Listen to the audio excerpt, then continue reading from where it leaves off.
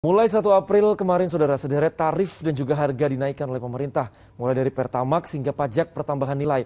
Nah, apakah kebijakan ini tepat dilakukan saat ini ketika masyarakat tengah menghadapi harga-harga yang melambung jelang Ramadan? Mari kita diskusi, saudara, bersama Skolaskia Sylvia di informasi berikut ini.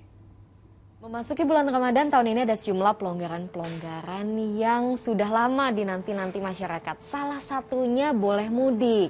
Nah, tapi udah siap belum untuk keluar uang lebih? Secara mulai 1 April ada berbagai kenaikan harga. Mulai dari harga Pertamax, tarif PP naik termasuk pulsa sampai tilang di tol yang sudah mulai diberlakukan. Kok serempak gini ya? April Mop bukan sih? Kita diskusi.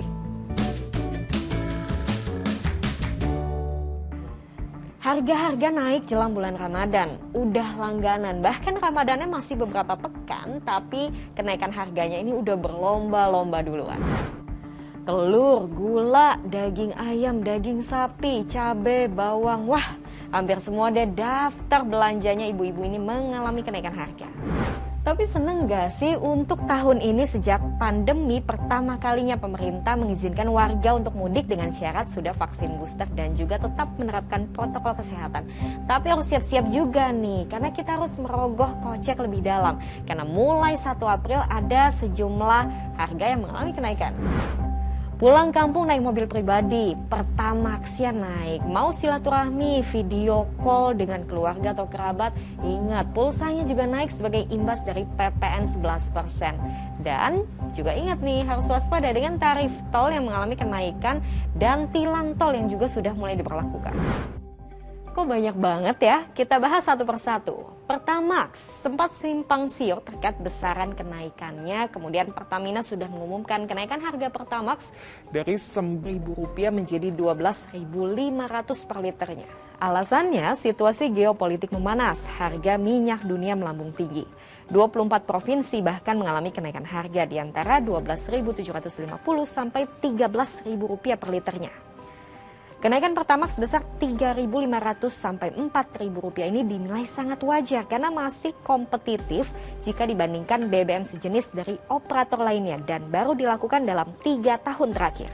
Yang kedua adalah PPN. Sebenarnya sudah cukup lama digaungkan dan kemudian resmi naik pada 1 April dari 10% menjadi 11%. Imbasnya kenaikan harga barang dan jasa di tingkat konsumen.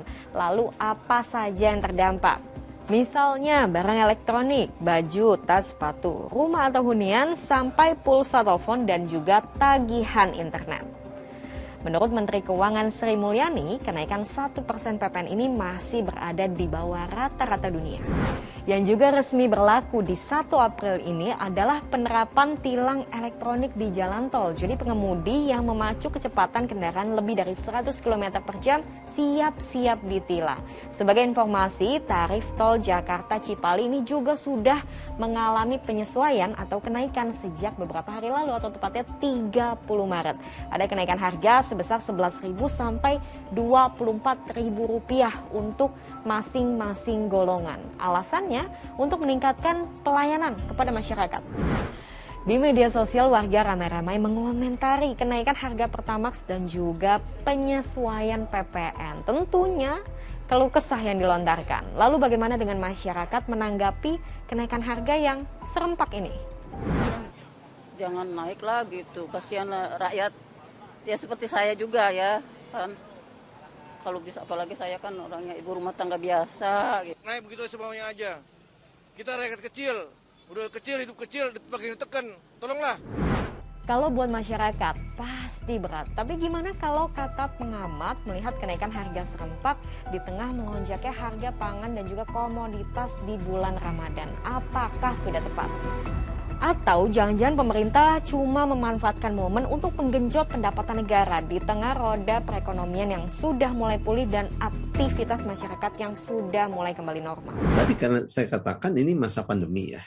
Ini masa pandemi ya, menghadapi Ramadan, menghadapi nanti Idul Fitri. Nah, ini kan harusnya justru yang terjadi harusnya subsidi. Ya, subsidi yang diperbesar. Bukan subsidi yang dicabut atau yang dikurangi, tapi subsidi yang diperbesar ya. Jadi ini terbalik. Ya, nah bagaimana caranya? Itulah pentingnya bagaimana pemerintah bekerja sekeras mungkin, secerdas mungkin ya, agar beban kehidupan masyarakat tidak semakin berat gitu. Dan imbasnya lebih sekedar dari penurunan daya beli masyarakat, tapi secara lebih luas bisa berdampak pada meningkatnya inflasi. Jadi apa yang sebaiknya dilakukan untuk tetap meningkatkan pendapatan negara tanpa membebani masyarakat? Kebijakan ini memang perlu, ya, karena kekurangan anggaran pemerintah untuk pembangunan, lagi-lagi sifatnya satu, ya alihkan kepada sektor-sektor yang tidak membebani masyarakat. Kedua, kalaupun ya terpaksa harus dimenaikkan, pakai sistem yang disebut incremental. Apa incremental itu? Bertahap, gitu ya, jangan terlalu besar, kecil saja, gitu, tapi bertahap. Mungkin persentase kecil atau kenaikannya nggak seberapa, tapi kenaikan ini dan itu plus harga bahan pangan dan komoditas yang udah makin mahal, ya berasa juga nggak sih? Makasih udah diskusi.